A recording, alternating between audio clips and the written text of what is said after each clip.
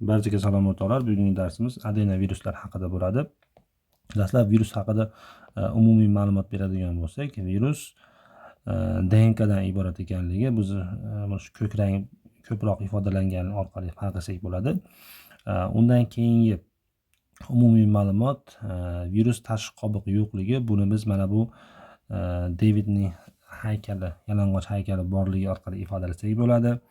Ikki zanjirdan iborat DNK dan iborat ekanligi va virusni mana tashqi tomondan ko'radigan bo'lsak, geksonlar yoki bo'lmasam penton hamda fiberlardan iborat ekanligini bilsak bo'ladi. Endi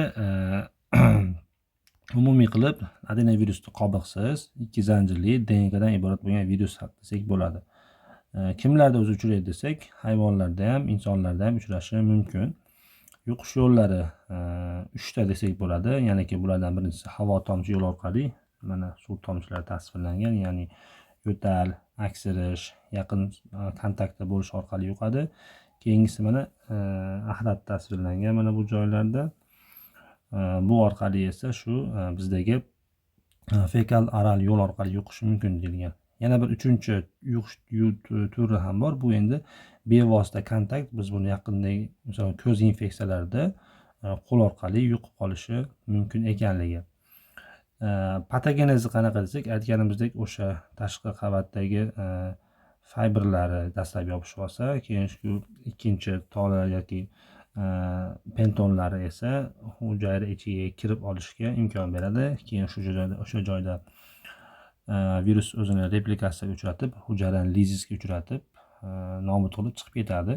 Endi kasallikka qayerda, qaysi to'qimani zararlashga qarab turib, bir necha xil kasalliklarni chaqirishi mumkin bo'ladi. Qayerlarda o'zi uchraydi bu kasallik ko'proq deydigan bo'lsak, bular mana bolalarning kiyimi turibdi, ya'ni military joylarda yoki bo'lmasa mana suv havzalarida virus ko'proq uchrashi mumkin bo'ladi. 6 xil kasallik keltirib chiqaradi. Bularda mana birinchi mana bu Davidning haykalini sidik yo'llari hamda uni qizargan tasviri ifodalangan. Bu orqali biz shu gemorragik sistitni misol qilib keltirsak bo'ladi. Ikkinchisi esa mana bu xuddi g'or og'iz bo'shlig'iga o'xshab tasvirlangan. Bu orqali biz shu faringit yoki tanzilitni misol qilib keltirsak bo'ladi. Ya'ni bemor tomoq og'rig'i, qizarish, isitma, hattoki limfadenopatiya bergan bo'lsa, shunga biz shubha qilsak bo'ladi. Uchinchi kasallik esa mana bu qorong'ida ko'zlar tasvirlangan yoki mana bu sherlarning ham ko'zlari qizg'in rang bilan ifodalangan. Bu orqali biz shu konyuktivitni misol qilib keltirsak bo'ladi. Yana bir kasallik esa bu bizda bo'lishi mumkin. Pnevmoniya, bu yerda rasmda ifodalanmagan.